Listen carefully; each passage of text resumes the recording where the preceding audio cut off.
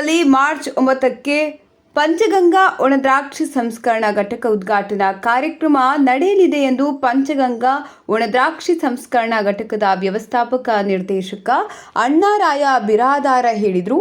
ವಿಜಯಪುರ ನಗರದಲ್ಲಿ ಗಂಟೆಗೆ ನಡೆದ ಮಾಧ್ಯಮಗೋಷ್ಠಿಯಲ್ಲಿ ಮಾತನಾಡಿದ ಅವರು, ಯೋಗಾಶ್ರಮದ ಬಸವಲಿಂಗ ಸ್ವಾಮಿ ಕಾರ್ಯಕ್ರಮ ಉದ್ಘಾಟನೆ ಮಾಡಲಿದ್ದಾರೆ.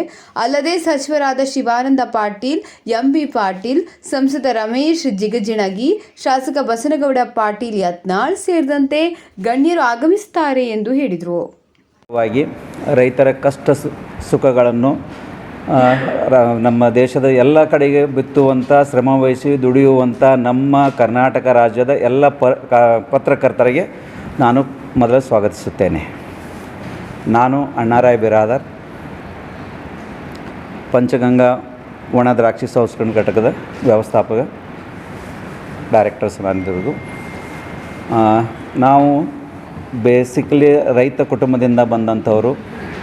ಸುಮಾರು 100 ಎಕರೆ ದ್ರಾಕ್ಷಿಯನ್ನು ಹೊಂದಿದಂಥ 2000ನಲ್ಲಿ ನಾನು ದ್ರಾಕ್ಷಿಯನ್ನು ಈ ಏರಿಯಾದಲ್ಲಿ ಬ್ಯಾಕ್ವರ್ಡ್ ನೀರಿನ ಪ್ರದೇಶದಲ್ಲಿ ಬೆಳೆಸಿ ಉತ್ತಮ ಮಟ್ಟದ ದ್ರಾಕ್ಷಿ 2005ರಲ್ಲಿ ಎಕ್ಸ್ಪೋರ್ಟ್ ಮಾಡಿದಂಥ ಫಸ್ಟ್ ಗ್ರೋವರ್ ಎಕ್ಸ್ಪೋರ್ಟರ್ ನಾನಾಗಿದ್ದೇನೆ. ನಾನು ಬೇಸಿಕಲಿ ಪುಣಾದಲ್ಲಿ ಬೇರೆ ಬೇರೆ ಉದ್ಯೋಗದಲ್ಲಿ ಅಳವಡಿಸಿಕೊಂಡು ಕೆಲಸ ಮಾಡ್ತಾ ಇರೋ ಟೈಮ್ದಲ್ಲಿ ನನ್ನ ಜೊತೆ ಇದ್ದ ಜನರ ಒಂದು ಕಷ್ಟ ನೋಡಿ ಅವ್ರ ಸಲುವಾಗಿ ನಾನು ವಾಪಸ್ ನಮ್ಮ ಡಿಸ್ಟಿಕ್ಕಿಗೆ ಬಂದು ಇಲ್ಲಿ ದ್ರಾಕ್ಷಿ ಬೆಳೆಯನ್ನು ಸ್ಟಾರ್ಟ್ ಮಾಡಿ ಅದನ್ನು ಪ್ರೊಡಕ್ಷನ್ಸ್ ಮಾಡಿ ಎಕ್ಸ್ಪೋರ್ಟ್ ಮಾಡಿದ್ದೇನೆ. ಆ ಒಂದು ಹಂತದಲ್ಲಿ ಪ್ರೊಡಕ್ಷನ್ ಮಾಡಿ ಹಸಿ ದ್ರಾಕ್ಷಿನ ಎಕ್ಸ್ಪೋರ್ಟ್ ಮಾಡೋ ಹಂತದಲ್ಲಿ ಒಂದು 15 ವರ್ಷದಲ್ಲಿ ನಾನು ಮುಂದ್ಗಡೆ ಬೇರೆ ಬೇರೆ ಉದ್ಯೋಗದಲ್ಲಿ ಮಾಡ್ತಾಯಿದ್ದೇನೆ. ಇವತ್ತಿನ ದಿವಸ ನಮ್ಮ ಕರ್ನಾಟಕ ರಾಜ್ಯ ಆಗಲಿ, ಭಾರತದಲ್ಲೇ ಆಗಲಿ, ರೈತರು ಬೆಳೆಯುವಂಥ ದ್ರಾಕ್ಷಿ ಬೆಳೆಗೆ ಯಾವುದೇ ಬೆಳೆಗೆ ಆಗಲಿ ಅದೊಂದು ಪ್ರಾಪರ್ ಪ್ರೊಸೆಸ್ಸಿಂಗ್ ಯೂನಿಟ್, ನಾವೇನಂದು ಕ್ಲೀನಿಂಗ್ ಮಾಡೋದು, ಆಮೇಲೆ ಗ್ರೇಡಿಂಗ್ ಮಾಡೋದು, ಸಾರ್ಟಿಂಗ್ ಮಾಡೋದು ಒಂದು ಬಹಳಷ್ಟು ಕೊರತೆ ಇರೋದ್ರಿಂದ, ಡ್ಯಾಮೇಜಸ್ ಭಾಳ ಆಗೋದ್ರಿಂದ, ರೈತರಿಗೆ ಅದರ ಬಗ್ಗೆ ಜ್ಞಾನ ಕಡಿಮೆ ಇರೋದರಿಂದ ಅವರು ಯಾವುದೋ ಒಂದು ರೀತಿಯಿಂದ ಪ್ರೊಸೆಸ್ ಮಾಡಿ ಯಾವುದೋ ಯಾರಲ್ಲಿ ಏನೋ ಮಾಡಿಕೊಂಡು ಮಾರಾಟ ಮಾಡೋದ್ರಿಂದ ಅವರಿಗೆ ರೈತರಿಗೆ ಹೆಚ್ಚಿನ ಲಾಭ ಆಗ್ತಾ ಇರಲಿಲ್ಲ. ಆ ಒಂದು ಹೆಚ್ಚಿನ ಲಾಭಕ್ಕೋಸ್ಕರ ಜನರಿಗೆ ಒಂದು ಒಳ್ಳೆಯ ಥರದ ಒಣ ದ್ರಾಕ್ಷಿಯನ್ನು ಪ್ರೊಸೆಸ್ಸಿಂಗ್ ಯೂನಿಟ್ ಹಾಕೋಣ ಅಂತ ವಿಚಾರ ಮಾಡಿ ಈ ನಮ್ಮದು ಇಲ್ಲೇ ಯಶೋಧ ಹಾಸ್ಪಿಟ್ಲ್ ಹತ್ತಿರ 3.5 ಎಕರೆ ಒಂದು ಕಮರ್ಷಿಯಲ್ ಲ್ಯಾಂಡ್ನಲ್ಲಿ ಹೈಟೆಕ್ ಅಂದರೆ 2 ಥರದ ಮಷಿನ್ಗಳನ್ನು, ನಾನು ಗ್ರೇಡಿಂಗ್ ಮಷಿನ್ಗಳನ್ನು ಇಂಪೋರ್ಟ್ ಮಾಡಿಕೊಂಡು ಒಂದು ರೈತರ ಸಲುವಾಗಿ, ಆಮೇಲೆ ಯಾರಾದರೂ ರೈತರು ತಮ್ಮದೇ ಸ್ವಂತವನ್ನು ಎಕ್ಸ್ಪೋರ್ಟ್ ಮಾಡೋ ಪ್ರಯತ್ನ ಮಾಡ್ತಿದ್ದಾರೆ ಅದನ್ನು ಫೆಸಿಲಿಟಿ 2 ನಾನು ಕ್ರಿಯೇಟ್ ಮಾಡಿದ್ದೀನಿ. ಒಂದು ರೈತರ ಫಾರ್ಮರ್ ಲೈನ್, ಆಮೇಲೆ ಇನ್ನೊಂದು ಎಕ್ಸ್ಪೋರ್ಟ್ ಲೈನ್, ಇವೆರಡೂ ಲೈನ್ದಲ್ಲಿ ಮಾಡಿದ್ದೀನಿ.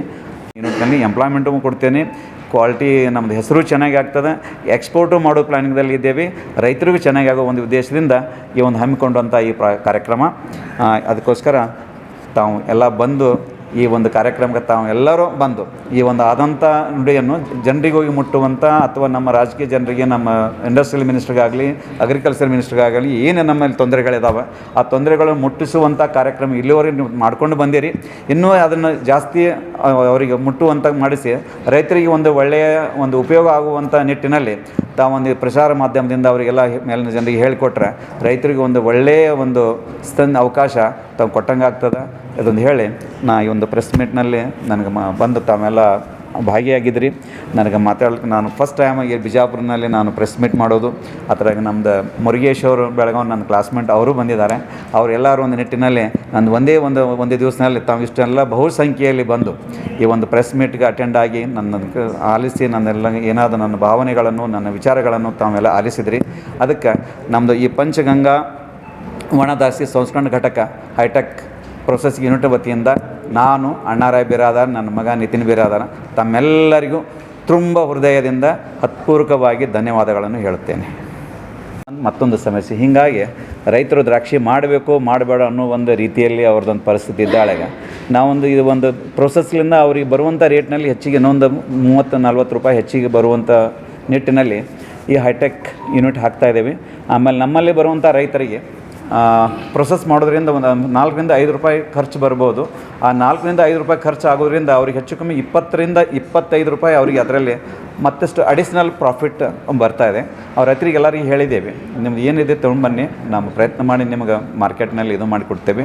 ಅದನ್ನು ನಮಗೆ ಕೊಟ್ಟರು ತೊಗೊಳ್ತೀವಿ, ಇಲ್ಲ ನೀವು ಡೈರೆಕ್ಟ್ ಯಾರು ನೀವು ಪ್ರೊಸೆಸಿಂಗ್ ಮಾಡಿ ಕೊಟ್ಟರು ನೀವು ಎಕ್ಸ್ಪೋರ್ಟ್ ಮಾಡ್ತೀರಿ ಅಥವಾ ಮಾರ್ಕೆಟ್ ಮಾಡ್ತೀರಿ. ನಮ್ಮಲ್ಲಿ ಯಾವುದಕ್ಕೂ ಬಂಧನ ಇಟ್ಟಿಲ್ಲ. ಬೇರೆದಲ್ಲಿ ಏನು ಮಾಡ್ತಾರೆ, ಬಂಧನ ಭಾಳ ಇಟ್ಟಿದ್ದಾರೆ ತಮ್ಮ ರೈತರಿಗೆ. ಅವರು ಯಾರ ಬಳಿ ಪ್ರೊಸೆಸ್ ಮಾಡ್ತಾರೆ ಅವ್ರು ಹೇಳ್ತಾರೆ ನಮ್ಮದೇ ಕೋಲ್ಡ್ ಸ್ಟೋರೇಜ್ ಇಡಬೇಕು, ನಾವೆಲ್ಲಿ ಹೇಳ್ತೀವಿ ಅಲ್ಲೇ ನೀವು ಮಾರಾಟ ಮಾಡಬೇಕು, ನಾವು ಹೇಳ್ತೀವಿ ಅಲ್ಲಿ ಹಿಂಗೆ ಆಗ್ತದೆ. ಬಟ್ ನಾನು ಇದರೊಳಗೆ ನಾನು ಅದನ್ನು ಇಟ್ಟಿಲ್ಲ. ನೀವು ರೈತರು ಬಂದ ನಂತರ ನಮ್ಮಲ್ಲೆಲ್ಲ ಪ್ರೊಸೆಸ್ ಮಾಡಿದ ನಂತರ ನೀವು ಬೇಕಾದರೆ ಯಾರು ಬೇಕಾದ್ರಲ್ಲಿ ತೊಗೊಂಡೋಗಿ ಎಲ್ಲಿ ಬೇಕಾದಲ್ಲಿ ಮಾರಾಟ ಮಾಡಿರಿ. ಆಮೇಲೆ ಮಾರಾಟ ಮಾಡೋ ರೇಟ್ದಲ್ಲಿ ಏನೋ ನಿಮ್ಗೆ ಪ್ರಾಬ್ಲಮ್ ಆಗ್ತಿರ್ತದೆ, ಏನಾಗ್ತದೆ ಅಂದರೆ ನೀವು ಆ ರೇಟ್ನ ಕೊಡಲಿಲ್ಲ ಅಂದರೆ ನಾನು ಆ ರೇಟ್ ಅದಕ್ಕಿಂತ ಒಂದು ಸ್ವಲ್ಪ ಜಾಸ್ತಿ ಕೊಟ್ಟು ಆ ರೇಟ್ನಿಂದ ನಾನು ಖರೀದಿ ಮಾಡ್ತೀನಿ ಅಂತ ಅವ್ರಿಗೆ ಹೇಳಿದ್ದೀನಿ. ಎರಡೂ ನನ್ನ ಬಳಿ ಇಟ್ಟಿದ್ದೀನಿ. ಆಮೇಲೆ ಇನ್ನು ಫ್ಯೂಚರ್ನಲ್ಲಿ ನಾನು ಈ ಪಂಚಗಂಗಾ ಬಿಟ್ಕೊಂಡು ಇನ್ನೊಂದು ನಮ್ಮ ಫಾರ್ಮರ್ ಪ್ರೊಡ್ಯೂಸ್ ಕಂಪ್ನಿ ನಾನು ರಿಜಿಸ್ಟ್ರೇಷನ್ ಮಾಡಿದ್ದೀನಿ. ನಾನು ರೋಡ್ ಮಾಡೆಲ್ ಸಹ್ಯಾದ್ರಿ ಫಾರ್ಮ್ ಅಂತೇಳಿ ನಾಸಿಕ್ನಲ್ಲಿದೆ, ಅದು ಸೇಮ್ ಕಾಪಿ, ಅದು ಡುಪ್ಲಿಕೇಟ್ ಸಿಸ್ಟಮ್ದಲ್ಲಿ ನಾನು ಇಲ್ಲಿ ಮಾಡಬೇಕಂತ ಮಾಡಿದ್ದೀನಿ. ಅಲ್ಲಿ ಹೆಚ್ಚು ಕಮ್ಮಿ ಅವ್ರಿಗೆ ಒಂದು 15,000 ಜನ ಅವ್ರಿಗೆ ಮೆಂಬರ್ ಇದ್ದಾರೆ. ಅವ್ರು ಏನು ಪ್ರೊಸೆಸ್ ಅಷ್ಟು ಎಲ್ಲ ಅಂದರೆ ಇಂಡಿಯಾದೊಳಗೆ ಸದ್ಯ ಹೈಯೆಸ್ಟ್ ಪ್ರೊಸೆಸಿಂಗ್ ಫುಡ್ ಇದರೊಳಗೆ ಗ್ರೇಪ್ಸ್ನಲ್ಲೇ ಆಗಲಿ ಮಾಡಬೇಕಾದ್ರೆ ಅವರು ನಾಸಿಕ್ಲಿಂದ ಆಗ್ತಾಯಿದೆ. ಅದಕ್ಕೆ ನಾನು ಈ ರೀತಿಯಿಂದ ಈ ಒಂದು ಇದರೊಳಗೆ ಅದು ಒಂದು ಫಾರ್ಮರ್ ಪ್ರೊಡ್ಯೂಸ್ ಕಂಪ್ನಿ ರಿಜಿಸ್ಟ್ರೇಷನ್ ಮಾಡ್ಕೊಂಡಿದ್ದೀನಿ. ಅದ್ರ ಜೊತೆಗೆ ಒಂದು ಲ್ಯಾಂಡು ಅಕ್ವಿಷನ್ ಮಾಡ್ಕೊಂಡಿನಿ. ಬರುವಂಥ ದಿನಗಳಲ್ಲಿ ನಾವೊಂದು 10,000 ಜನರನ್ನು 15,000 ಜನರನ್ನು ಅವರು ಒಂದು ಕಾಂಟ್ರಾಕ್ಟ್ ಫಾರ್ಮಿಂಗ್ ಸಿಸ್ಟಮ್ದಲ್ಲಿ ಮಾಡಿ ಅವ್ರ ಕಡೆಯಿಂದ ಬರೋದಂಥ ಒಂದು ಬೇಸಿಕ್ ಒಂದು ಮಿನಿಮಮ್ ಪ್ರೈಸ್ ಅವ್ರಿಗೆ ಕೊಟ್ಟು, ಆಮೇಲೆ ಪ್ರೊಸೆಸಿಂಗ್ ಮಾಡಿದ ನಂತರ ನಮ್ಮದು ಖರ್ಚು ತೆಗೆದು ಆಮೇಲೆ ಮಾರಾಟ ಮಾಡಿದ ನಂತರ ಬಂದ ಲಾಭದಲ್ಲಿ ಮತ್ತೆ ಅವರಿಗೆಲ್ಲ ವಾಪಸ್ ಕೊಡುವ ಒಂದು ನಿಟ್ಟಿನಲ್ಲಿ ಅದೊಂದು ಫಾರ್ಮರ್ ಪ್ರೊಡ್ಯೂಸ್ ಕಂಪ್ನಿ ನಾನು ರಿಜಿಸ್ಟ್ರೇಷನ್ ಮಾಡಿ ಅದರಲ್ಲಿ ಬರುವಂಥ ದಿವಸದಲ್ಲಿ ಒಂದು 2 ವರ್ಷದಲ್ಲಿ ಅದು ಸೆಟ್ ಆಗ್ತದೆ. ಅದು ಸಹ್ಯಾದ್ರಿ ಫಾರ್ಮದ್ದು ಹ್ಯಾಂಗೆ ಅಲ್ಲಿ ಒಂದು ಮಾಡ್ಕೊಂಡು ಹೋಗಿದ್ದಾರೆ ಅದೇ ರೀತಿಯಿಂದ ಇಲ್ಲಿ ಮಾಡ್ಲಿಕ್ಕೆ ನಾನು ಇಲ್ಲಿ ಪ್ರಯತ್ನ ಮಾಡಿದ್ದೀನಿ. ಆಮೇಲೆ ನಾನು ಸಿಟಿ ಒಳಗೆ ಇದ್ಕೊಂಡು ಸಿಟಿ ಒಳಗೆ ಭಾಳಷ್ಟು ಡೆವಲಪ್ ಆಗಿದ್ದೀನಿ. ಇಲ್ಲಿ ರೈತರ ಸಲುವಾಗಿ ಮಾಡಬೇಕಂತ ಇಲ್ಲಿ ಬಂದಿದ್ದೀನಿ. ಬಟ್ ಇದನ್ನೇ ನಾನು ಇನ್ವೆಸ್ಟ್ಮೆಂಟ್ ಮಾಡಿದ್ರೆ ಸಿಟಿ ಒಳಗೆ ಮಾಡಿದ್ರೆ ನನಗೆ ಇದ್ರ ಎಷ್ಟೋ ಪಟ್ಟು ನನಗೆ ಲಾಭ ಆಗ್ತಾಯಿತ್ತು. ಅದು ನಾನು ಲಾಭಗೋಸ್ಕರ ಇಲ್ಲಿ ಬರ್ತಾಯಿಲ್ಲ. ನಮ್ಮದು ಬರಗಾಲ ಪೀಡಿತ ಜನ ಇದೆ, ನೀರಿನ ಸಮಸ್ಯೆ ಇದೆ, ರೈತರಿಗೆ ನಮ್ಮದು ಅಗ್ರಿಕಲ್ಚರ್ ಪ್ರೊಡಕ್ಷನ್ ಕ್ವಾಲಿಟಿ ಪ್ರಾಡಕ್ಟ್ಸ್ ಸಮಸ್ಯೆ ಇದೆ, ಮಾರ್ಕೆಟಿಂಗ್ ಸಮಸ್ಯೆ ಇದೆ. ಆಮೇಲೆ ಎಲ್ಲನೂ ನಿವಾರಣೆ ಮಾಡೋಣ ಅಂತ ಹೇಳ್ಕೊಂಡು ಇದು ಮಾಡ್ತೀನಿ. ನಾನು ಇನ್ನೊಂದು ಹೇಳಬೇಕಂದ್ರೆ ನಾನು 2001-2 ಮರುಭೂಮಿ ಟೈಪ್ ಇದ್ದ ಜಮೀನಲ್ಲಿ ಒಂದು 100 ಎಕರೆ ನಾನು ದ್ರಾಕ್ಷಿ ಹಚ್ಚದೊಳಗೆ ನಾನು ಇನ್ನೂವರೆಗೆ ನನ್ನ ತೋಟದಲ್ಲಿ ಬರುವಂಥ ರೈತರಿಗೆ ಫ್ರೀ ಟ್ರೈನಿಂಗ, ಫ್ರೀ ಊಟ ಎಲ್ಲ ಇನ್ನೂವರೆಗೆ ನಾನು ಇಟ್ಟಿದ್ದೇನೆ ಅಲ್ಲಿ. ಆ ಒಂದು ಮಾಡೆಲ್ದೊಳಗೆ ಎಲ್ಲಕ್ಕಿಂತ ಜಾಸ್ತಿ ಟೆಕ್ನಾಲಜಿ ಇದ್ದಂಥದ್ದು ಎಲ್ಲ ನೀರಿಂದ ಸಿಸ್ಟಮ್ ಆಗಲಿ, ಸ್ಪ್ರೇ ಸಿಸ್ಟಮ್ ಆಗಲಿ, ಸ್ಟೋರ್ ಮ್ಯಾನೇಜ್ಮೆಂಟ್ ಆಗಲಿ, ವೆದರ್ ಸ್ಟೇಷನ್ ಎಲ್ಲನೂ ನನ್ನ ತೋಟದಲ್ಲಿ ಅಳವಡಿಸಿದ್ದೀನಿ. ನಾನು ಹೆಚ್ಚು ಕಮ್ಮಿ ಒಂದು 200-250 ಟನ್ ಒಣ ದ್ರಾಕ್ಷಿ ಅಲ್ಲಿ ನನ್ನ ತೋಟದಿಂದ ಬೆಳೀತಾ ಇದ್ದೀನಿ. ಅದನ್ನು ಒಂದು ಮಾಡೆಲ್ ಇಟ್ಕೊಂಡು ಒಂದು ಹೊತ್ತಿನಲ್ಲಿ ಒಂದು 15,000 ಎಕರೆಯಷ್ಟು ದ್ರಾಕ್ಷಿ ನಮ್ಮ ಭಾಗದಲ್ಲಿ ಇತ್ತು. ಇವತ್ತು ನೋಡಿದ್ರೆ ಹೆಚ್ಚು ಕಮ್ಮಿ 1 ಲಕ್ಷಕ್ಕಿಂತಲೂ ಅಧಿಕ ದ್ರಾಕ್ಷಿ ನಮ್ಮಲ್ಲಿ ಆಗಿದೆ. ಅದರಿಂದ ಜನರಿಗೆ ಎಂಪ್ಲಾಯ್ಮೆಂಟು ಚೆನ್ನಾಗಿ ಜನ್ರೇಷನ್ ಆಗಿದೆ, ಅದರಿಂದ ರೈತರಿಗೂ ಚೆನ್ನಾಗಿ ಲಾಭ ಆಗಿದೆ. ಈ ಒಂದು ನಿಮ್ಗೆ ವೈನ್ ಬಗ್ಗೆ ಹೇಳಬೇಕಾದ್ರೆ ಸರ್, ನಾನು ವೈನ್ ಬಗ್ಗೆ ನಾನು ಅದೇ ಜಿಗಜಿಣೋ ಟೈಮ್ದಲ್ಲಿ ನಾನು ನಾಸಿಕ್ನಲ್ಲಿ ನಾವು ಎಲ್ಲರ ಕೂಡ ಜೊತೆಯಲ್ಲಿ ನಾನು ಟ್ರಾವೆಲ್ ಮಾಡಿದ್ದೆ. ಎಲ್ಲರ ಬಗ್ಗೆ ನಾನು ಭಾಳಷ್ಟು ಮಾರ್ಕೆಟಿಂಗ್ ಬಗ್ಗೆ ವಿಚಾರ ಮಾಡಿದೆ. ನಮ್ಮದು ಟೋಟಲ್ ಕನ್ಸ್ಯೂಮ್ಷನ್ ಇನ್ ವರ್ಲ್ಡ್ ವೈಸ್ನಲ್ಲಿ ನಾವು ನೋಡಿದ್ರೆ ನಮ್ಮದು 0.01% ನಾವು ಕನ್ಸ್ಯೂಮ್ ಮಾಡ್ತೇವೆ ವೈನ್. ಇಲ್ಲಿ ವರ್ಲ್ಡ್ನಲ್ಲಿ ಬೇರೆ ದೇಶದ ಕಂಟ್ರಿಯಲ್ಲಿ 6% ವೈನ್ ಕನ್ಸ್ಯೂಮ್ಷನ್ ಇದೆ. ಆಮೇಲೆ ನಮ್ಮ ಜನರಿಗೆ ವೈನಿಗೆ ಅವ್ರ ಜನರಿಗೆ ವೈನಿಗದಲ್ಲಿ ಹೊರಗಿನ ವೈನಿಗೆ ಭಾಳ ಡಿಫ್ರೆನ್ಸ್ ಇದೆ. ನಮ್ಮ ಜನರಿಗೆ ಏನು ಬೇಕೋ ನಾವು ಇವು ನಿಮ್ಮ ವೈನ್ ತಮ್ಮ ಮುಂದುಗಡೆ ತಂದು ಇಟ್ಕೊಂಡ್ರೆ ಒಂದು 100 ರೂಪಾಯಿ ವೈನ್ ಅಥವಾ ಒಂದು 10,000 ವೈನ್ ಎರಡೂ ಇಟ್ಕೊಂಡ್ರೆ ಅದನ್ನು ಟೇಸ್ಟ್ ಮಾಡುವಷ್ಟು ನಮ್ಮಲ್ಲಿ ಯಾರಿಗೆ ನಾವು ಅಸಬಲ್ಲಿ ತಜ್ಞ ಇಲ್ಲ.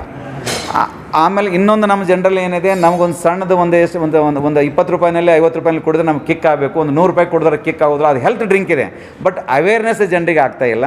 ಹೀಗಾಗಿ ಕನ್ಸ್ಯೂಮ್ಷನ್ ನಮ್ಮಲ್ಲಿ ವೈನ್ ಕನ್ಸ್ಯೂಮ್ಷನ್ ಭಾಳ ಕಮ್ಮಿ ಇದೆ. ಹೀಗಾಗಿ ಹೆಚ್ಚು ಕಮ್ಮಿ ನಾಸಿಕ್ ಮತ್ತು ಅದು ಶರದ್ ಪವಾರ್ ಮಿನಿಸ್ಟ್ರಿ ಇದ್ದಾಳಾಗ ಒಂದು 400 ವೈನ್ ಇಂಡಸ್ಟ್ರಿ ಬಂದಿದ್ದು. ಆ 400 ವೈನ್ ಇಂಡಸ್ಟ್ರಿ ಒಳಗೆ ಹೆಚ್ಚು ಕಮ್ಮಿ ಇವತ್ತು ನೋಡಿದ್ರೆ ಆಲ್ ಓವರ್ ಕರ್ನಾಟಕ, ಮಹಾರಾಷ್ಟ್ರನಲ್ಲಿ ಭಾಳ ಅಂದ್ರೆ ಒಂದು 10 ಇಂಡಸ್ಟ್ರಿ ವರ್ಕಿಂಗ್ದಲ್ಲಿದ್ದಾವೆ. ಭಾಳಷ್ಟು ಲಾಸ್ನಲ್ಲಿ ಆಗೋದ್ರು ಆ ಟೈಮ್ದಲ್ಲಿ. ಅದೇ ಒಂದು ಕಾರಣಕ್ಕೋಸ್ಕರ ಜಗಣಿಯವ್ರ ಇಂಡಸ್ಟ್ರಿ ಹೆಂಗೆ ನಡೀತದೆ ನನಗೆ ಅರ್ಥ ಇಲ್ಲ. ಬಟ್ ಇದು ಹಿಂಗಾಗಿದ್ದು ಪ್ರಾಬ್ಲಮ್ಸ್ ಇದೆ ಸರ್ ವೈನ್ ಇಂಡಸ್ಟ್ರಿ. ಹಾಂ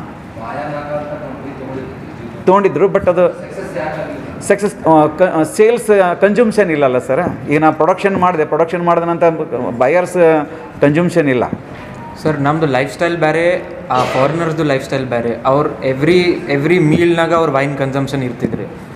ಎವ್ರಿ ಮೀಲ್ ನಮ್ಮದು ಲೈಫ್ ಸ್ಟೈಲ್ ಬೇರೆ, ನಮ್ಮದು ಅಟ್ಮಾಸ್ಫಿಯರ್, ನಮ್ಮದು ವರ್ಕಿಂಗ್ ಕಂಡೀಷನ್ ಬೇರೆ ಇದೆ. ಸೊ ಸ್ವಲ್ಪಷ್ಟು ಇಫೆಕ್ಟ್ ಆಗ್ಬೋದು ಸರ್. ಕೋಲ್ಡ್ ಪ್ಲೇಸ್ ಒಂದು ಬೇಸಿಕಲಿ ವೈನ್ ಟೆಸ್ಟರ್ ಜೋಡಿ ನಾನು ಇದ್ರ ಬಗ್ಗೆ ಒಂದು ದೀರ್ಘ ಚರ್ಚೆ ಮಾಡಿದ್ದೆ ನಾನು. ಅವ್ರು ಬೇಸಿಕಲಿ ಅವರು ಏನು ಯೂಸ್ ಮಾಡೋಂಥ ನೀರು ನಾವು ಯೂಸ್ ಮಾಡೋದ ನೀರಿನಲ್ಲಿ ಭಾಳ ಡಿಫ್ರೆನ್ಸ್ ಇದೆ. ಆ ನೀರಿನ ಡಿಫ್ರೆನ್ಸ್ನಲ್ಲಿ ನಾವು ಎಕ್ಸ್ಪೋರ್ಟ್ ಮಾಡೋ ಕ್ವಾಲಿಟಿಗೆ ಅವ್ರ ಜೊತೆ ಕಾಂಪಿಟೇಟ್ ಮಾಡೋಕ್ಕಾಗೋದಿಲ್ಲ. ಅವ್ರು ಏನಂತಾರೆ, ನಾವು ಬಿಸ್ಲರಿ ಟೈಪ್ ಅವ್ರದ್ದು ನೀರು ಕ್ವಾಲಿಟಿ ಚೆನ್ನಾಗಿದೆ, ನಮ್ಮದು ನೀರಿನ ಕ್ವಾಲಿಟಿ ಒಳಗೆ ಬಹಳಷ್ಟು ಕೆಮಿಕಲ್ ಇರೋದ್ರಿಂದ ಅದು ದ್ರಾಕ್ಷಿ ಒಳಗೆ ಏನು ಗುಣಮಟ್ಟ ಆಗಿ ಬೆಳಿಬೇಕು, ಬೆಳೆದು ಏನು ವೈನಿಗೆ ಕನ್ವರ್ಟ್ ಆಗಬೇಕು ಅದು ಆಗ್ತಾಯಿಲ್ಲ. ಅದ್ರ ಸಲುವಾಗಿ ನಮ್ಮ ವೈನಿಗೆ ಫಾರಿನ್ ಕಂಟ್ರಿ ಒಳಗೆ ಬೇಡಿಕೆ ಇಲ್ಲ. ಆಮೇಲೆ ಒಂದಂತೂ ನಮ್ಮ ಜನ ಯಾರೂ ಕನ್ಸ್ಯೂಮ್ ಮಾಡೋದಿಲ್ಲ, ಭಾಳ ಕಮ್ಮಿ ಇದೆ. ಅದಕ್ಕಾಗಿ ವೈನ್ ಇಂಡಸ್ಟ್ರಿ ಫೇಲ್ ಆಗ್ತಾಯಿದೆ. ಇಲ್ಲ, ವೈನ್ ಇಂಡಸ್ಟ್ರಿಗೆ ನಾನು ಹೋಗೋದಿಲ್ಲ. ಆಗಿದ್ದ ಇಂಡಸ್ಟ್ರಿ ಇದರಲ್ಲಿ ಬಹಳಷ್ಟು ಸ್ಕೋಪ್ ಇದೆ. ಆಮೇಲೆ ಹೆಚ್ಚು ಕಮ್ಮಿ ನಮ್ಮದು ಟೋಟಲ್ ಒಣ ದ್ರಾಕ್ಷಿ ಏನು ಬೆಳೀತಾ ಇದ್ದೀವಿ, ನಮ್ಮ ಇಂಡಿಯಾದೊಳಗೆ ಬೆಳೆಯೋದು ಹೆಚ್ಚು ಕಮ್ಮಿ 60-70% ನಮ್ಮ ಬಿಜಾಪುರ ಡಿಸ್ಟ್ರಿಕ್ನಲ್ಲೇ ಒಳ್ಳೆಯ ಕ್ವಾಲಿಟಿ ಒಣ ದ್ರಾಕ್ಷಿ ಬೆಳೀತಾ ಇದ್ದೀವಿ. ಅದಕ್ಕೆ ಸಾಕಷ್ಟು ರಾ ಮೆಟೀರಿಯಲ್ ಇದೆ. ಅದಕ್ಕೆ ಇದರೊಳಗೆ ಜಾಸ್ತಿ ಮುಗಿಸ್ಕೊಂಡು ಇದರೊಳಗೆ ಮತ್ತೊಂದಷ್ಟು ನಾನು ಇಂಪ್ರೂವ್ ಮಾಡಿ ಇದನ್ನೇ ಎಕ್ಸ್ಟೆಂಡ್ ಮಾಡೋ ಒಂದು ಮಾಡ್ತಾ ಇದ್ದೇನೆ. ಇದು 4 ಕೋಟಿ ಆಗಿದೆ ಸರ್. ಇದು 3 ಎಕರೆ 20 ಗುಂಟೆ 3.5 ಎಕರೆದಲ್ಲಿದೆ. ಇದಕ್ಕೆ ಹೆಚ್ಚು ಕಮ್ಮಿ constructions, land and building machinery ಒಂದು 4 ಕೋಟಿ ರೂಪಾಯಿದಲ್ಲಿ ನಾನು ಅದನ್ನು ಮಾಡಿದ್ದೀನಿ.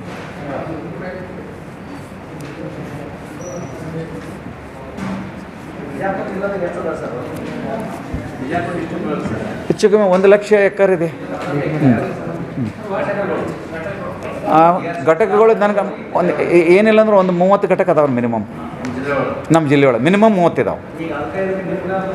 ಹಾಂ, ಅಲ್ಲಿ ಏನಾಗಿದೆ ಸರ್, ಅವರು ಬರೀ ಪ್ರೊಡಕ್ಷನ್ ನೋಡ್ಕೊಂಡು ಹೋಗ್ತಾ ಇದ್ದಾರೆ. ಆಮೇಲೆ ನಮ್ಮ ಇಂಡಿಯನ್ ಪ್ರೊಸೆಸಿಂಗ್ ಯೂನಿಟ್ ಏನಿದಾವಲ್ಲ, ಆ ಯೂನಿಟ್ದೊಳಗೆ ಹೈಯರ್ ಎಂಡ್ ವರ್ಷನ್ಸ್ ಏನು ಮಷಿನರಿ ಇದಾವಲ್ಲ, ಭಾಳಷ್ಟು ಕಮ್ಮಿ ಜನ ವಾಪರಿಸಿದ್ದಾರೆ. ಹಾರ್ಡ್ಲಿ ನನಗೆ ಒಂದು 30 ಜನರಲ್ಲಿ 2-3 ಜನ ಹತ್ರ ನಾವು ಇರುವಂಥ ಫೆಸಿಲಿಟಿ ಇರ್ಬೋದು. ಅದನ್ನ ಬಿಟ್ಟು ಜಾಸ್ತಿ ಯಾವೂ ಇಲ್ಲ.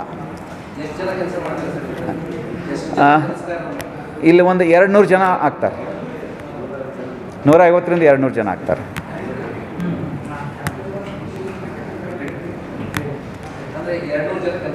ಮಾಡ್ತಾರೆ. ಆಮೇಲೆ ಇವು ಹೈ ಎಂಡ್ ಮಷಿನ್ ಇರೋದ್ರಿಂದ ಕ್ವಾಲಿಟಿ ಆಫ್ ನಮ್ಮದು ಪ್ರೊಸೆಸ್ ಏನು ಮಾಡ್ತೀವಲ್ಲ ಭಾಳ ಚೆನ್ನಾಗಿ ಆಗ್ತದೆ. ಆಮೇಲೆ ನಾವು ರೈತರಿಗಾಗಿ ನಾನು ಓಪನ್ನಾಗಿ ಇಟ್ಟಿದ್ದೀನಿ, ಯಾರು ಬೇಕಾದ್ರೂ ನೋಡ್ಕೊಳ್ಬೋದು. ತಮ್ಮದು 2 ಮಷಿನ್ದೊಳಗೆ ಡಿಫ್ರೆನ್ಸ್. ಈಗ ನಾರ್ಮಲಿ ಸಂಸ್ಕರಣೆ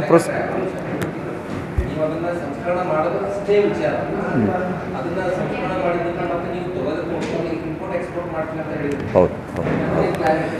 ಅದಕ್ಕೆ ಈಗ ಮಾರ್ಕೆಟ್ನಲ್ಲಿ ಏನು ರೇಟ್ ನಡೀತಾ ಇದೆಯಲ್ಲ, ಆ ರೇಟಿನಕ್ಕಿಂತ ನಾನು ಒಂದು ಸ್ವಲ್ಪ ಹೈಯರ್ ಎಂಡ್ ಕೊಟ್ಟು ನಾನು ತೊಗೊಂಡು ನಾನು ಎಕ್ಸ್ಪೋರ್ಟ್ ಮಾಡ್ತಾಯಿದ್ದೀನಿ ಇದ್ದೇನೆ. ನಮ್ಮದು ಕ್ವಾಲಿಟಿ ಒಳಗೆ ಬಂದಂಥ ಇದಕ್ಕೆ ನಾನು ಮಾರ್ಕೆಟ್ಗಿಂತಲೂ ಅದಕ್ಕೆ ಜಾಸ್ತಿ ರೇಟ್ ಕೊಟ್ಟು ನಾನು ತೊಗೊಳಕ್ಕೆ ರೆಡಿ ಇದ್ದೀನಿ.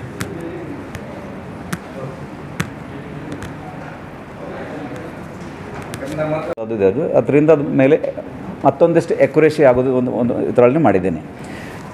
ಇದು ಹೆಚ್ಚು ಕಮ್ಮಿ ಒಂದು 4 ಕೋಟಿ ವೆಚ್ಚದಲ್ಲಿ ಇದನ್ನು ನಾನು ಲ್ಯಾಂಡ್ ಬಿಟ್ಟು ಮಷಿನರಿ ಮತ್ತು ಕನ್ಸ್ಟ್ರಕ್ಷನ್ ಲೈನ್ದಲ್ಲಿ ಇನ್ವೆಸ್ಟ್ ಮಾಡಿದ್ದೀನಿ. ಒಂದು ದಿವಸಕ್ಕೆ 1 ತಾಸಿಗೆ ಒಂದೊಂದು ಮಷಿನ್ನಲ್ಲಿ ಒಂದು 3 ಟನ್ ಆಗುವಷ್ಟು ಒಳ್ಳೆಯ ಕ್ವಾಲಿಟಿ ಪ್ರೊಡಕ್ಷನ್ಸ್ ಆಗ್ತದೆ. ಅಂದರೆ ಹೆಚ್ಚು ಕಮ್ಮಿ ಒಂದು 6 ಟನ್ 1 ತಾಸಿನಲ್ಲಿ ಪ್ರೊಡಕ್ಷನ್ ಆಗುವಂಥ ಹೈ ಟೆಕ್ನಾಲಜಿ ಮಷಿನರಿ ಅಳವಡಿಸಿದ್ದೇವೆ. ಅದರ ಜೊತೆ ನಾವು ಏನು ಮಾಡ್ತೀವಿ, ಕ್ಲೀನಿಂಗ್ ಮಾಡೋ ಸಲುವಾಗಿ ಒಣ ದ್ರಾಕ್ಷಿಯನ್ನು ರೈತರು ತಂದ ತಕ್ಷಣ ಅದನ್ನು ವಾಪಸ್ ನಾವು ಕ್ಲೀನಿಂಗ್ ಮಾಡಿ, ಅಂದರೆ ವಾಷಿಂಗ್ ಮಾಡ್ತೀವಿ. ವಾಷಿಂಗ್ ಮಾಡಿ ಅದಕ್ಕೊಂದಷ್ಟು ಹೊಗೆ ಕೊಟ್ಟು ಅದನ್ನು ಆಟೋಮೆಟಿಕ್ ಲೈನ್ ಅದನ್ನು ಒಂದು ನಾವು ಹಾಕ್ಕೊಂಡಿದ್ದೀವಿ. ಈ ಒಂದು ಇದರಿಂದ ನಮ್ಮ ಬಿಜಾಪುರ ಜಿಲ್ಲೆ ಇರುವಂಥ ಕ್ವಾಲಿಟಿ ಇಂಪ್ರೂವ್ ಆಗ್ಲಿಕ್ಕೆ ಮಷಿನರಿ ಯೂಸ್ ಮಾಡಿ ರೈತರಿಗೆ ಒಂದು ಒಳ್ಳೆಯ ರೀತಿ ಸಿಗಲಿ ಅಂತೇಳಿ ಒಂದು ಉದ್ದೇಶದಿಂದ ಈ ಯೂನಿಟ್ ಹಾಕಿ ನಾಳೆ ಅಂದರೆ ಶನಿವಾರ 9 ತಾರೀಕಿಗೆ ಬೆಳಗ್ಗೆ 11 ಗಂಟೆಗೆ ನಾವು ಅದು ಉದ್ಘಾಟನೆ ಜನರಿಗೋಸ್ಕರ ಪಬ್ಲಿಕ್ಗೋಸ್ಕರ ನಾವು ಮಾಡ್ತಾಯಿದ್ದೇವೆ.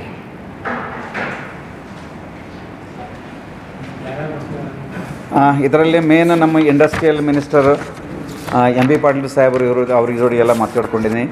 ನಮ್ಮದು ಎಂ ಬಿ ಪಾಟೀಲ್ ಸಾಹೇಬರು ಇದ್ದಾರೆ.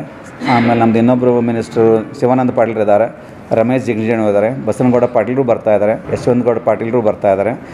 ಆಮೇಲೆ ನಮ್ಮದೇ ಇನ್ನೊಬ್ರು ರಿಲೇಟಿವ್ ಶಂಕರಗೌಡ ಪಾಟೀಲರು ಬೆಳಗಾವಿಲಿಂದ ಅವರು ಬರ್ತಾಯಿದ್ದಾರೆ, ಅಪ್ಪಾಜಿ ನಾಡಗೌಡ ಬರ್ತಾಯಿದ್ದಾರೆ, ವಿಠ್ಠಲ್ ದೊಂಡಿಬಾ ಕಟಕ್ ಅವರು ಬರ್ತಾಯಿದ್ದಾರೆ, ರಾಜುಗೌಡ ಪಾಟೀಲರು ಬರ್ತಾಯಿದ್ದಾರೆ, ಅಶೋಕ್ ಮನಗೋಳಿ ಬರ್ತಾರೆ, ಸುನಿಲ್ ಗೌಡರು ಬರ್ತಾಯಿದ್ದಾರೆ, ಅಪ್ಪು ಪಟ್ಟಣಶೆಟ್ಟಿ ಅವರು ಇದ್ದಾರೆ, ಭೀಮಸೇನ್ ಕೋಕ್ರೆ NH ನ್ಯಾಷನಲ್ ಹಾರ್ಟಿಕಲ್ಚರ್ ಬೋರ್ಡ್ದ ಅವರು ಡೈರೆಕ್ಟರ್ ಇದ್ದಾರೆ, ಅವರು ಬರ್ತಾಯಿದ್ದಾರೆ. ನಮ್ಮದು MLA ಸೋಮನಗೌಡ ಪಾಟೀಲರು ಬರ್ತಾಯಿದ್ದಾರೆ. JMP ರೆಡ್ಡಿ ಇನ್ನೊಬ್ರು ನಮ್ಮ relative, DGP retired West Bengal ಅವರು. ಇಷ್ಟು ಜನರಿಗೆ ನಾವೆಲ್ಲ ನಾಳೆ ಇದು ಮಾಡ್ಕೊಂಡು ಅದು ಮೇನ್ ಅಧ್ಯಕ್ಷ ಸ್ಥಾನ ವಹಿಸಿದಂಥ ಬಸವಲಿಂಗ ಸ್ವಾಮೀಜಿಯವರು ಇದನ್ನು ಅಧ್ಯಕ್ಷ ಜ್ಞಾನಯೋಗೇಶ್ವರ ಮಠದ ಸ್ವಾಮೀಜಿಯವರು ಅಧ್ಯಕ್ಷೆಯಲ್ಲಿ ಇದು ಜನರಿಗೆ ಓಪನ್ ಮಾಡ್ತಾಯಿದ್ದೇವೆ. ಸೋಲಾಪುರ ರೋಡಿಗೆ ಪಕ್ಕದಲ್ಲೇ ಇದೆ ಅದು. ಬೆಳಗ್ಗೆ 11 ಗಂಟೆಗೆ ಉದ್ಘಾಟನೆ ಆಗ್ತದೆ. 11ರಿಂದ 3 ಗಂಟೆವರೆಗೆ ಪ್ರೋಗ್ರಾಮ್ಸ್ ಆಗ್ಬೋದು. ಅಂದರೆ ಬೇರೆ ಬೇರೆ ರೀತಿಯಿಂದೆಲ್ಲ 1,500 ಜನರು ರೈತರು ಬಿಜಾಪುರ ಜಿಲ್ಲಾ ಮತ್ತು ಬಾಗಲಕೋಟೆ ಜಿಲ್ಲಾ ಕಡೆಯಿಂದ ನಾನು ಅವ್ರಿಗೆ ಇನ್ವಿಟೇಷನ್ ಹಾಕಿದ್ದೀನಿ. ಎಲ್ಲರಿಗೆ ಅವ್ರಿಗೆ ಹೋಗಿ ಬರೋ ಅನುಕೂಲ ಮಾಡಿಕೊಟ್ಟಿದ್ದೀನಿ. ಒಂದು 1,500 ಜನ ರೈತರು ನಾಳೆ ಬಂದು ಈ ಒಂದು ನಮ್ಮ ಆಧುನಿಕ ಹೈಟೆಕ್ ಟೆಕ್ನಾಲಜಿಯಲ್ಲಿ ಒಣ ದ್ರಾಕ್ಷಿ ಪ್ರೊಸೆಸಿಂಗ್ ಮಾಡೋ ಯೂನಿಟನ್ನು ಅವರಿಗೆಲ್ಲರಿಗೆ ನಾನು ತೋರಿಸಲಿಕ್ಕೆ ಪ್ರಯತ್ನ ಮಾಡಿ ಅವರಲ್ಲಿ ಇದ್ದಂಥ ಪ್ರಾಬ್ಲಮ್ಸ್ ಏನದಾವ ಅವೆಲ್ಲ ದೂರ ಮಾಡಲಿಕ್ಕೆ ಪ್ರಯತ್ನ ಮಾಡ್ತಾರೆ. ಬಾರ್ನ್ ಆ್ಯಂಡ್ ಬಾಟಪ್ ನಾ ಪೂನಾದಲ್ಲಿ ಆಗಿದ್ರೂ ನಂಗೆ ಇಷ್ಟು ಹೆಮ್ಮೆ ಪಡ್ದಕ್ಕೆ ನಾ ರೈತರ ಮಗ ಇದ್ದೀನಿ. ನಾನು ಇಲ್ಲಿ ಬಂದು ಸ್ವಲ್ಪ ನಮ್ಮ ರೈತರಿಗೂ ಏನ್ರಿ ಸ್ವಲ್ಪ ಮಾಡ್ಬೇಕಂತ ಹೇಳಿ ನಮ್ಮ ಅಪ್ಪವ್ರ ಜೊತೆ ನಾನು ಈಗ ಸ್ಟಾರ್ಟ್ ಮಾಡಿದ್ದೀನಿ ರೀ. ಮುಂದಿಂದು ನನ್ನ ಮೇಜರ್ ಅಂದರೆ ನಂದು MBA ಕ್ವಾಲಿಫಿಕೇಷನ್ ಆದಮೇಲೆ ನಾನು ಮಾರ್ಕೆಟಿಂಗ್ ಮಾಡಿದ್ದೀನಿ. ಮಾರ್ಕೆಟಿಂಗ್ ಈಗ ಇದು ಮಾಡೋದು ಕಾರಣ ಯಾಕಂದರೆ ರೈತರ ಮಂದಿಗೆ ಮಾರ್ಕೆಟ್ ಏನದು ಯಾರಿಗೇನೂ ಗೊತ್ತಿಲ್ಲ. ನಮ್ಮ ಕಡೆ ಏನಿದ್ರೆ ನಾವು ಸ್ವತಃ ರೈತರಾಗಿ ನಾವು ಸ್ವತಃ ಮಾರ್ಕೆಟ್ ಮಾಡಿದ್ರೆ ನಮ್ಗೆ ಇಷ್ಟು ಗೊತ್ತಾಗ್ತದೆ ರೀ ಕಿ ರೈತರಿಗೆ ಎಟ್ಟು ಕೊಡೋದು ಎಟ್ಟಿಲ್ಲ. ಇದು ಏನು ಡಿಫ್ರೆನ್ಸ್ ಇರ್ತದಲ್ರಿ ಬೇರೆಯವ್ರ ಕಡೆ ಇರಲ್ರಿ. ಇದು ನಮ್ಮ ಕಡೆ ಇಷ್ಟು ಡಿಫ್ರೆನ್ಸ್ ಯಾಕಂದರೆ ನಮ್ಗೆ ಗೊತ್ತದ. ನಮ್ಮ ಅಪ್ಪ ಅವರು ನಾವು ಎಲ್ಲರೂ ಕೂಡಿ ಹೊಲ್ದಾಗ ನಮ್ಮ ಅಪ್ಪ ನಮ್ಗೆ ಹೊಲ್ದಾಗ ಒಯ್ದು ಕೆಲಸ ಮಾಡಿಸಿ ದುಡ್ದು ಎಲ್ಲ ಮಾಡಿ ನಮ್ಗೆ ಬೆಳ್ತಾರೆ. ಅದೆಲ್ಲ ನಮ್ಗೆ ಕಷ್ಟಪಟ್ಟ ಜಾಣಿವಾದತ್ ಹೇಳಿ ಆ ರೇಟ್ ಆ ಮಾರ್ಕೆಟ್ ನಾವು ಬರೋಬ್ಬರ ಮ್ಯಾಚ್ ಮಾಡಿಕೊಂಡು ರೈತರಿಗೆ ಚಂದ ರೇಟ್ ಬರ್ತದೆ, ಇದು ಅವರಿಗೆ ಫಾಯ್ದಾ ಆಗ್ಬೋದು ಅಂಥೇಳಿ ಆ ಪ್ರಕಾರ ಆ ವಿಚಾರ ಮೇಲೆ ಇದೆಲ್ಲ ಚಾಲು ಮಾಡಿದಾಗ ನಮ್ಮದು ಇದೇ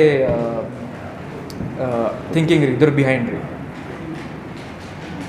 ಅದು ಆಯ್ತು ಅಷ್ಟೇ. ऐसे ही खबर देखने के लिए UTV न्यूज एक्सप्रेस को लाइक करें, शेयर करें, कमेंट करें और सब्सक्राइब करना ना भूलिए. आपके विचार हमारे लिए बहुत मायने रखते हैं.